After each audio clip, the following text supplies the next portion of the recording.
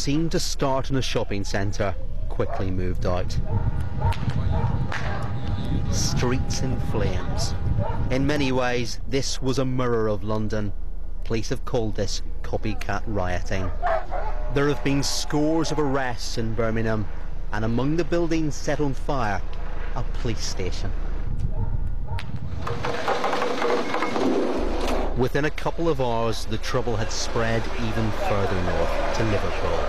Gangs of youths destroying cars and targeting the police in running battles. Bricks, bottles and golf clubs, some of the many makeshift weapons used by the rioters. Worried residents could only watch on as their streets were cordoned off to protect them and their property. In Bristol too, a night of destruction. Pictures of burning fires in city centres fast becoming the image of this summer.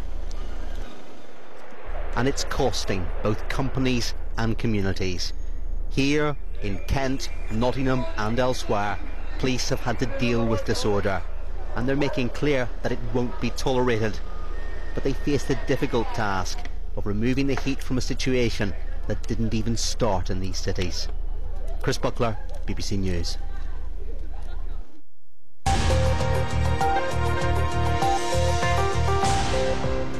You're watching The Hub with me, Lise, to set the headlines this hour. An extra 10,000 police are being deployed across London to prevent a fourth night of rioting. Shares are up on Wall Street, raising hopes of a modest recovery as most markets in Europe also close up. Somalia's al-Shabaab rebels have pulled out of the capital, Mogadishu, and the first UN aid in 5 years has been flown into the city. But drought and famine continues to grip the Horn of Africa. George Alagaya, my colleague, is at the Dadaab refugee camp over the border from Somalia in Kenya and joins us now. George. Thank you, yes, and good evening from Dadaab refugee camp, as you say, where the aid operation, my sense of it, is now in full swing. The warehouses all positioned all around this camp are beginning to fill up. In this case, you've got tents, ground sheets, blankets, that kind of thing.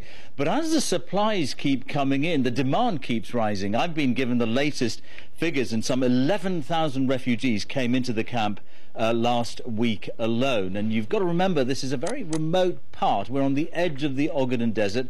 It makes it a logistical nightmare. Now, one of the organisations that dealing with this operation is the United Nations Children Fund, and I've got one of its representatives, an emergency coordinator, Maulid Warfa, with me.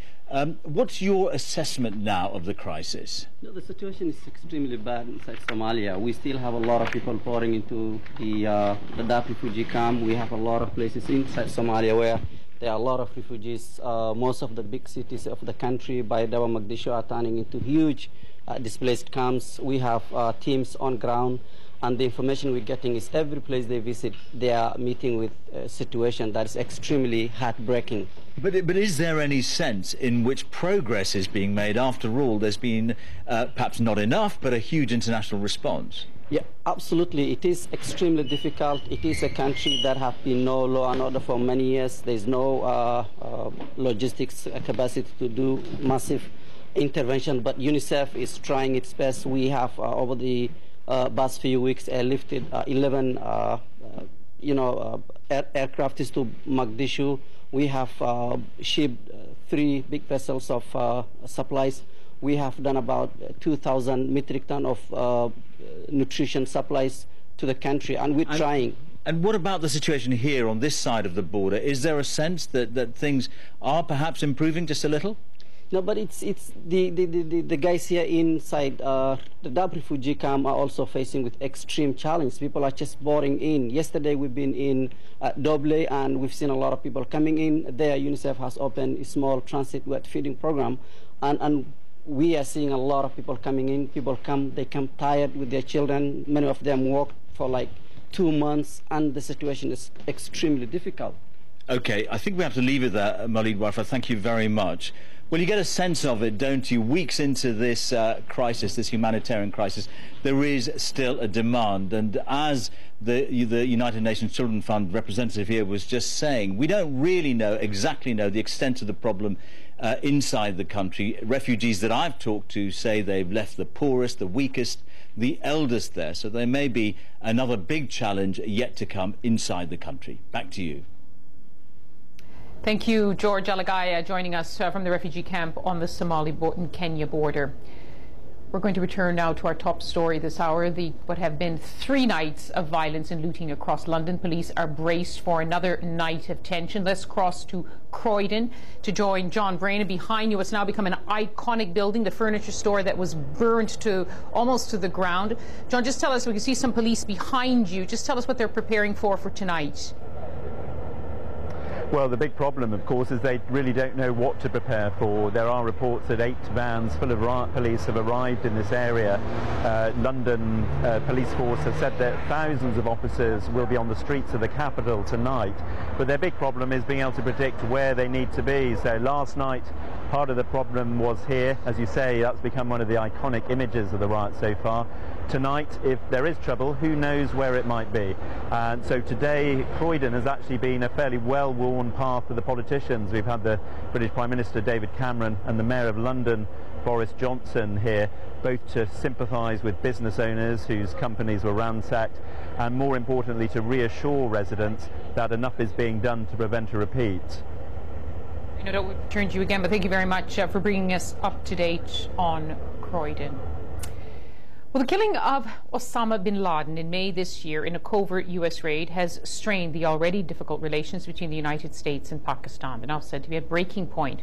Just how close did the two sides come to blows during the raid, and what did Pakistanis know about the al-Qaeda leader's presence in Abbottabad, not so far from the capital, Islamabad? Our security correspondent, Gordon Carrera, has been hearing from both sides in a special documentary being broadcast on BBC Radio. Gordon, I know you've been talking to a lot of people. They seem to say that at the highest levels of the Pakistani military and intelligence, they didn't know he was there. But is it possible nobody knew?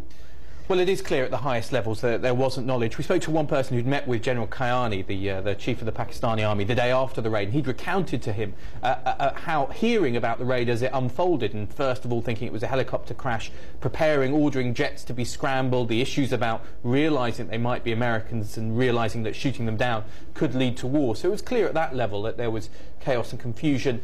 If you go lower down, though, there is still a debate about this. I mean, I spoke to former CIA officers who've been involved in the hunt for bin Laden. Their view was that it would be very difficult for someone to hide for so long without the protection of the nation state. They argue that if you look at all kinds of people who've hidden, that's what it takes. Others, though, would say, well, actually, was there the competence and the ability within the ISI in Pakistan to be able to shield him for that long without someone finding out? In a sense, both answers are pretty uncomfortable for Pakistan. Either there's a question of hiding something or a question of competence, and that's one of the reasons why it's further strained this already difficult relationship. Because, of course, you have to ask the question, how much of a priority was it for Pakistan's premier intelligence agency, the ISI? General Kayani, you mentioned, who's the army chief, was head of the ISI when the compound was supposed to have been built. Well, that's right, and there have all these questions about, well, did they know something about the compound and maybe suspected someone was in there and that they told the Americans? Still a lot of debate about how that intelligence trail was picked up. But yes, the ISI has a lot of priorities, and I think that's one of the things that people outside the country forget, that they are dealing with all kinds of internal security threats, all kinds of violence and threats against the state, which to some extent are a much higher priority for them than those planning attacks elsewhere in the world. And so I think the complexity of the ISI mission and what it's trying to do is one of the reasons why there is this debate about what they really knew. And after talking to people on both sides, what do you think about going forward? Both sides seem to understand they need each other, but are finding it very, very difficult to work together. Well, that's right, and I think it's not just the bin Laden episode. It was the contractor working for the CIA who was picked up in Pakistan, which strained relations, and after he'd killed some Pakistanis after at a shootout. There've been a whole series of issues. There's now problems about aid and where the money is going from the US to Pakistan. And I think really the bin Laden raid in itself was just one accelerant in this real serious downturn.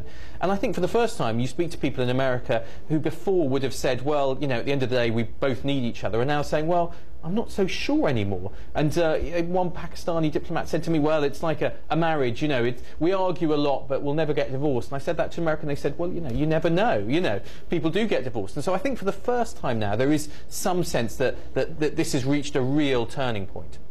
Indeed. Gordon Carrera, thank you for joining us. In Gordon's documentary, The Story of the Hunt for Bin Laden, is on BBC World Service Radio. You can listen to the next instalment at 20:05 GMT. And this begins to an end of this edition of The Hub. Don't forget you can follow us on Facebook and also on Twitter. You can follow me at BBC Lise Doucette. Stay with us.